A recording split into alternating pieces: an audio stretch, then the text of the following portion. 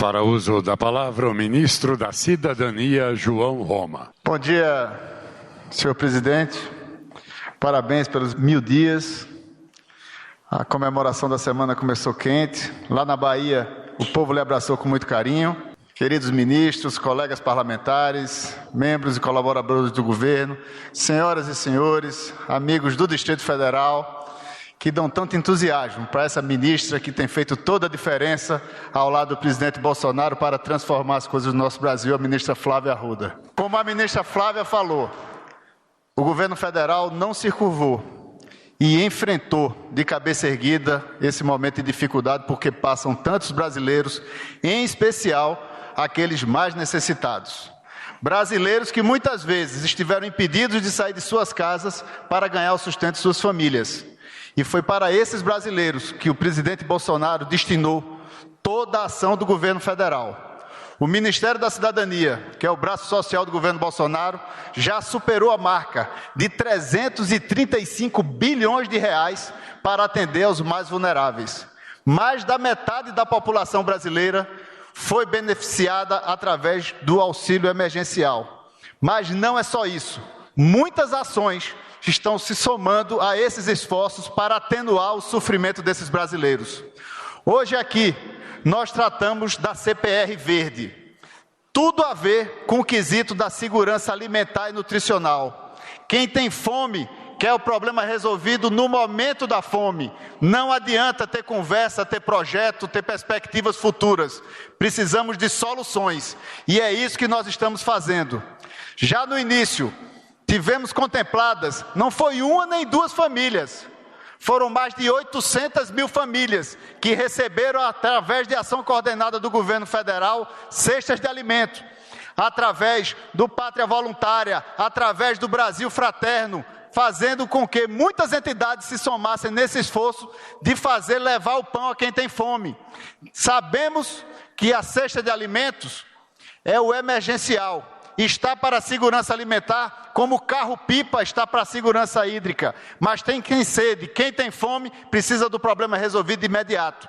Mas estamos indo muito além, vencendo a burocracia, para que um país como o nosso, que alimenta 1 bilhão de habitantes nesse planeta, que a cada 5 pratos de comida, 1 é fornecido pelo Brasil, um país que desperdiça mais de 30% de sua produção, não é admissível que por questões burocráticas a gente não tenha ainda superado e tenha ainda cidadãos, irmãos nossos, enfrentando o dilema da fome.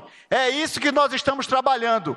No início da semana, General Ramos, o senhor apresentou aqui uma medida que destravou muitos assuntos da burocracia brasileira. E às vezes é um assunto como esse, como eu disse, que não é uma obra de pedra e cal, mas é uma obra transformadora. É o intangível que se torna tangível quando chega no alimento para atenuar o sofrimento dessas pessoas. É isso que nós estamos fazendo. E nossa ação, através do Alimenta Brasil, vai justamente, de mãos dadas com o CPR Verde, mostrar que nós podemos sim ter uma produção com 0 carbono, uma produção na sustentabilidade, porque quando nós conseguimos, de maneira descentralizada no nosso Brasil, tirando os nossos agricultores familiares da mão do atravessador, daquele que vai usurpar o suor do seu rosto, nós conseguimos fazer com que esse alimento esteja ali na ponta, resolvendo a vida daqueles que mais precisam. É dessa forma que o governo Bolsonaro tem sim estendido a mão para aqueles mais necessitados. E aqui vai um recado para qualquer especulador de plantão. Desde o início, esse governo tem marchado com toda a responsabilidade fiscal. Esse governo tem marchado não com demagogia e não com viés eleitoreiro. Em momento nenhum, o presidente Bolsonaro acionou a ação do governo federal visando as próximas eleições. Pelo contrário, em todas as reuniões ele fala, se quisermos dar errado, a primeira coisa é pensar nas eleições. Mas é justamente por isso que ele tem sido transformador na ação do governo federal. Então, esse Ministério da Cidadania, que tem por obrigação de cuidar dos mais necessitados, vai marchar sim, presidente, ao lado do povo brasileiro e, como diz o senhor, atendendo à necessidade e às expectativas do povo brasileiro. E toda ação que nós vamos desencadear vai sim, não no viés populista, mas no viés de atender a necessidade e a aspiração do povo brasileiro. E o governo federal não estará de costa para o povo. Nós vamos cada vez mais estar presente para atenuar o seu sofrimento e melhorar sua qualidade de vida. Isso se dará com o Auxílio Brasil, dentro do teto, ministro Guedes. Mas não vamos também nos curvar de buscar soluções para os problemas que são contemporâneos e que são globais. Países desenvolvidos têm sofrido essas situações e o Brasil tem sim que apresentar resposta para que nós possamos superar esses dilemas. Todo mundo está sofrendo com esse período de pandemia, mas nós sabemos, vocês aqui sabem que vivem no dia a dia da nossa população, que tem aqueles brasileiros que estão sofrendo muito mais. Para aqueles que têm o salário certo no final do mês, já é desafiador superar uma pandemia. Mas e aquele que não sabe o que é que vai dar para o seu filho na hora do almoço? É para esses que nós estamos trabalhando. Esse não é o governo que serve a castas. Esse não é o governo que serve para os poderosos. Esse é um governo que serve para aquele cidadão mais sofrido do nosso Brasil. E nós estaremos lá, junto com o Congresso Nacional, para que possamos cada vez mais melhorar a vida dessas pessoas. Muito obrigado, parabéns pelos 1000 dias do governo Bolsonaro. A seguir, fará uso da palavra o ministro do Meio Ambiente, Joaquim Álvaro Pereira Leite.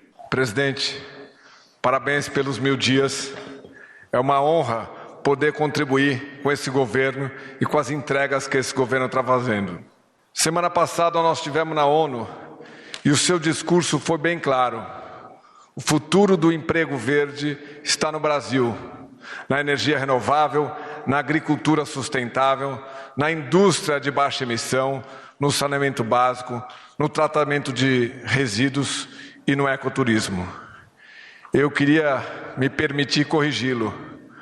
O emprego verde está presente no Brasil. Presente aonde? Na fábrica de biocombustível que eu visitei ontem em Passo Fundo, em Boa Vista, na termoelétrica que será inaugurada com gás natural, no linhão que vai ligar um último estado ao sistema integrado de energia, de uma das energias mais renováveis do mundo, 83% da energia elétrica brasileira é renovável. E por último, no Alimenta Brasil.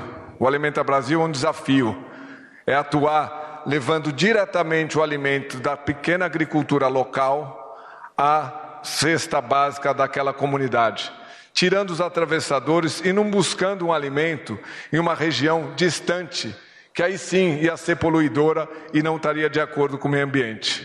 Hoje, estamos aqui para, dentro do programa de crescimento verde realizado junto com a economia, trazer um conceito de economia. O que é uma economia verde?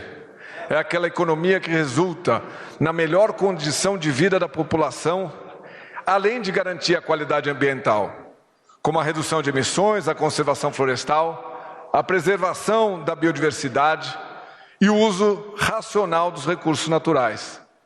Mas dentro desse programa que nós vamos lançar em breve, chamado Programa de Crescimento Verde, nós temos um gigantesco desafio. Qual é o desafio?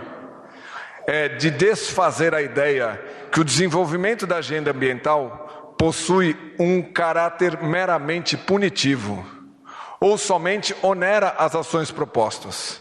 O desafio é que serão os incentivos, as transformações institucionais e as priorizações que irão impulsionar essa nova economia de negócios verdes. Em relação à CPR, parabéns, Ministério da Economia, Paulo Guedes, Tereza Cristina, Roberto Campos. Nós juntos conseguimos desenhar uma CPR verde que vai trazer mais uma possibilidade para o produtor rural antecipar recursos de serviços ambientais. Serviços ambientais que serão lastreados no estoque de carbono da vegetação nativa. Será lastreado na absorção de crédito de carbono durante a produção agropecuária e, por último, em outros benefícios ecossistêmicos. É uma honra, presidente, servir ao seu governo. Obrigado a todos e parabéns pelos 1000 dias. Ouviremos agora o ministro da Economia, Paulo Guedes. Bom dia a todos. Presidente, 1000 dias, muita luta, muita resiliência, muita determinação. Amigos ministros, O Brasil está se levantando, depois de ter sido derrubado pela pandemia. Não abandonamos nossas reformas estruturantes, mantivemos a bússola no meio da confusão. Seguimos com reformas importantes, desmontamos a fábrica de privilégios, que era a máquina de governo brasileira, privilégios na Previdência, privilégios nos créditos para campeões, democratizamos o acesso a crédito, digitalizamos 68 milhões de brasileiros durante a pandemia, com os auxílios emergenciais exatamente para as camadas mais vulneráveis da população. Estamos vacinando em massa, 80% da população recebeu a primeira dose, 40% já receberam as 2 doses, e isso significa que o Brasil está tendo um retorno seguro ao trabalho. E agora vem o setor serviços, que é o último a se levantar, e nós vamos crescer esse ano quase 5,5%. Criamos 3 milhões de novos empregos formais desde o tombo, desde o fundo do poço. Criamos, no último mês, 376 mil empregos. Nos últimos 2 meses, quase 700 mil empregos. Nos primeiros 6 meses do ano, 1,5 milhão de empregos. 1.400.000 empresas criadas no último quadrimestre. 1.400.000 novas empresas criadas no último quadrimestre. 3 milhões de novas ocupações, ou seja, emprego informal retornando. Então o Brasil está decolando mais uma vez. Apesar da crise hídrica, apesar de tudo isso, apesar da inflação subindo, o Brasil se levantou e começou a caminhar. E tem as reformas institucionais disparando as ondas de investimentos. Nós temos 544 bilhões de investimentos já contratados. Não são programas, são contratos já assinados. Uma revolução em saneamento, em infraestrutura, aeroportos, cabotagem, está tudo a caminho. Gás natural, nós mudamos o marco regulatório do gás natural. Exatamente agora que o gás natural sobe, disparamos as ondas de investimento. Então, o Brasil vai crescer. O Brasil vai crescer, vai gerar empregos. Diziam que nós íamos cair 10, nós caímos 4. Diziam que nós íamos ficar no fundo do poço, nós voltamos em V. Dizemos que nós não íamos crescer, nós vamos crescer 5,5%. E dizem agora que no ano que vem nós não vamos crescer, nós vamos crescer de novo. E já como estão começando a ver que nós vamos crescer o ano que vem, já estão dizendo que é no outro ano, quem pegar o país vai pegar o país em frangalhos. É ao contrário, vai pegar um país que se levantou e começou a crescer. Um país que agora se move através de investimentos e está virando uma economia de mercado forte, o que não era no passado. No passado, o Estado foi capturado por interesses privados, piratas privados, criaturas do pântano, burocratas corruptos, degeneraram a política brasileira e estagnaram a economia brasileira. E o Brasil se levantou e, com a ajuda justamente da parte que quer um Brasil melhor, o Congresso, o Supremo, todos estão nos ajudando nessa tarefa de reconstrução. Nós agora estamos diante de um desafio que é esse duplo compromisso. Primeiro foi com a saúde, dentro da responsabilidade fiscal. Agora é com a proteção dos vulneráveis, com a subida da inflação, com a subida dos preços de combustíveis, da energia. Nós temos a tarifa social para a energia elétrica, temos que produzir uma solução para os combustíveis, mas sempre com o duplo compromisso de proteger também as futuras gerações, em vez de simplesmente, como no passado, recorrer a financiamento inflacionário, recorrer a políticas populistas. O nosso presidente é popular, é muito diferente de populismo. Então, nós temos esse compromisso, o Congresso vai nos ajudar, precisamos da PEC dos precatórios, que é o que assegura o nosso espaço para os programas sociais, e precisamos do imposto de renda, ou seja, quem não pagava imposto nos últimos 25 anos, os super ricos, estão tendo que botar a mão no bolso e pagar só 15%. Então, é claro que eles terão que contribuir com o Brasil. E o Congresso aprovando isso, a PEC dos precatórios, e aprovando a reforma do imposto de renda, nós temos garantido o Bolsa Família subindo mais de 60%, bem mais do que subiu a comida, o combustível, tudo isso. Então, esse programa já está garantido praticamente, porque eu confio no Congresso, na capacidade de entrega do Congresso brasileiro, que apenas esse ano, quando a inflação subiu, aprovou o Banco Central Independente. Quando as empresas caíram, aprovou a lei de falências. Quando precisarmos abrir novas empresas digitais, aprovou o marco digital, da economia digital. Quando precisamos de energia, aprovou o marco do gás natural. Precisamos de saneamento, 100 milhões de brasileiros sem água e esgoto, 35 milhões sem água e 100 milhões sem esgoto. Aprovamos o marco do saneamento. Então, o Congresso não tem falhado e vai continuar apoiando o nosso governo. E da mesma forma, os ministros do Supremo, entendendo um erro de origem, lá atrás, quando fizeram o teto para o Poder Executivo, nós nos condenamos e estamos respondendo por esse compromisso a governos austeros, a governos sérios, em vez de governos populistas, como no passado. Então, quando nós nos comprometemos com isso, houve um erro de origem, porque há comandos que vêm de outros poderes. Então, se o próprio Supremo nos dá um comando para aumentar a base e o valor da renda básica, ou do auxílio emergencial, e nós estamos passando de 14 para 17 milhões, e nós estamos passando de R$180 para quase R$300, se nós estamos seguindo esse comando conflita com o comando de pagar os precatórios instantaneamente. Então nós temos que escolher. Nós vamos pagar os mais frágeis, mais vulneráveis, ou nós vamos pagar os super precatórios? Nós temos que escolher. Então estamos esperando essa orientação do Supremo, mas fizemos a via legislativa. Primeiro o Congresso, que é a casa que responde ao povo, são os representantes da população, e eles vão nos apoiar, porque sabem que o brasileiro não pode ficar, principalmente depois do impacto da pandemia, sem esses recursos. Então nós esperamos esse apoio, confiamos nesse apoio e confiamos num futuro melhor com a condução que temos tido, com o apoio que temos tido, com a coordenação dos poderes, porque são independentes, mas compreendem que uns têm efeito sobre as decisões e a vida dos outros. Então o Supremo compreende isso, que se ele deu 2 comandos conflitivos, paga o precatório, dá o aumento do Bolsa Família, não fure o teto, são comandos que conflitam. Alguma coisa tem que ceder, e nós temos recebido orientação deles e temos recebido o apoio do Congresso. Então estamos confiantes que o Brasil segue na trajetória do crescimento, estamos confiantes nesses 540 bilhões de investimentos que vêm por aí já contratados, porque daqui até o fim do ano o ministro Tarcísio vai vender mais 22 aeroportos, o ministro Marinho vai fazer as obras, terminar as obras que ficaram inconcluídas, o ministro João Roma vai estender o auxílio emergencial. Quer dizer, então nós somos um time remando pelo Brasil. E as últimas observações, o futuro é verde e o futuro é digital.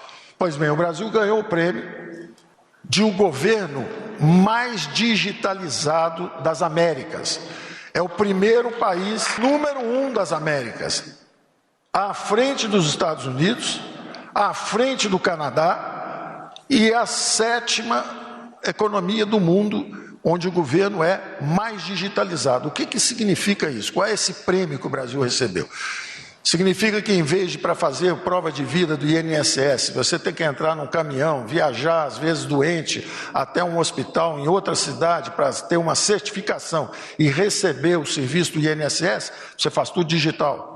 Significa que para tirar o seu passaporte é todo digital. Significa para resolver o seu problema com a Receita Federal é todo digital. Então o Brasil, com o Brasil Digital, que na verdade é um portal que todo mundo pode entrar, chama-se br.gov ou gov.br, na verdade é gov.br. Você aperta lá o gov.br, quando nós chegamos aqui tinha 1,5 milhão, na verdade 1.800.000 pessoas frequentando o governo digital. Hoje são 115 milhões de brasileiros usando os serviços do governo digital. Então, se o futuro é digital, o Brasil já está no futuro, porque o nosso presidente foi eleito numa plataforma digital. Ele não seria eleito pela mídia convencional, ele foi eleito nas plataformas digitais. Então, se o futuro é digital, nosso presidente já é produto de uma democracia digital, já temos um governo digital, o melhor das Américas, recebido o prêmio pelo Banco Mundial. O Banco Mundial tinha um outro prêmio também, que foi desativado logo no momento em que nós íamos avançar 30 ou 40 posições como melhor ambiente de negócio. O Brasil estava em 100º, 30º lugar, nós íamos avançar 30 ou 40 posições. O serviço foi desativado porque, sob suspeita de ter havido influência de um país para manipular os dados, falsificar os rankings de ambiente de negócio. Então, o serviço foi descontinuado. Pena, o Brasil estava ganhando a corrida, melaram a corrida, mas ganhamos a outra corrida, a corrida digital. Então, no primeiro lugar das Américas. Em segundo lugar, o futuro também é verde. E o Brasil, como disse o nosso ministro Joaquim Pereira Leite, já estamos no futuro também. E eu quero agradecer muito ao nosso secretário, além de todos os ministros que participam do Programa de Crescimento Verde, que o nosso ministro Joaquim vai levar para a COP29, junto com o presidente em Glasgow, mostrando que o Brasil é o país que tem energia, a matriz energética mais limpa do mundo, é o país que melhor preservou o seu ambiente natural até hoje, e é o país que está criando uma ferramenta extraordinária. Eu quero agradecer ao nosso secretário de Política Econômica, Adolfo Saxida, que trabalhou fortemente. Adolfo também escolhido pelo olho clínico do presidente. Antes de eu chegar e montar a equipe, o presidente já tinha escolhido o Adolfo e botado na equipe. E ele, levanta aí, Adolfo, para todo mundo te enxergar. E o Adolfo buscou inspiração num economista de Chicago, que ganhou o prêmio Nobel, que na verdade nem economista era. Ele era um advogado. Mas a escola de negócios sempre trabalhou muito próxima à escola de direito, porque, na verdade, a economia depende do direito. E é nesse sentido que nós sempre conversamos também com o juiz do Supremo, de como nós temos que ficar com um horizonte mais amplo para o efeito da legislação sobre os negócios no Brasil. De como é importante trazer toda essa riqueza que o presidente sempre falou, um país que é muito rico, mas não consegue, tem muita dificuldade para tirar o povo da pobreza, exatamente porque a regulamentação não é amigável, ela não é generosa, ela não é estimulante para o mundo de negócios, que é quem cria emprego, quem cria produtividade, aumento de renda e tudo isso. Mas então o Saxida foi buscar inspiração no Ronald Coase, e o certificado, a cédula verde, na verdade, é o teorema de Coase. Ele ganhou o prêmio Nobel por isso, é o que nos inspirou, que é o seguinte: quando você define os direitos de propriedade, aquelas propriedades, esse direito permite muita criação de riqueza. Vocês já notaram, por exemplo, que não faltam vacas no mundo, não é? Vaca é bastante produzido, leite, ovo, tudo é bastante produzido, é estimulado, porque tem direito de propriedade bem definido. Já as espécies em extinção, por exemplo, baleias, é difícil definir o direito de propriedade. Elas vivem num lugar onde nós não conseguimos chegar ainda, que é o oceano, para poder controlar o meio ambiente. É muito difícil, mas nós temos que evitar, temos que ambicionar isso, não deixar poluição, tudo isso destruir o ambiente onde nós vivemos. Então o teorema de Coase diz o seguinte: quando você define o direito de propriedade, fica fácil você estimular a atividade e a produção. O que nós fizemos com a cédula verde foi o seguinte: daqui para frente, o produtor tem o seu terreno, ele é pago, ele é estimulado pela primeira vez no Brasil. Isso está sendo definido ainda no mundo. O mundo ainda não tem essa legislação estabelecida. É uma inovação, nós estamos à frente desse futuro verde. Não só porque temos a matriz energética mais limpa, não só porque somos o celeiro do mundo, não só porque preservamos o nosso meio ambiente ao mesmo tempo em que somos esse celeiro do mundo, mas também porque agora estamos definindo o direito de propriedade em relação ao carbono, nessa transição para uma economia livre de carbono. E como é que nós estamos definindo? Quem tem uma propriedade rural e preserva, ao mesmo tempo que está produzindo, mas preserva, ele começa a receber pela primeira vez pagamentos por serviços ambientais.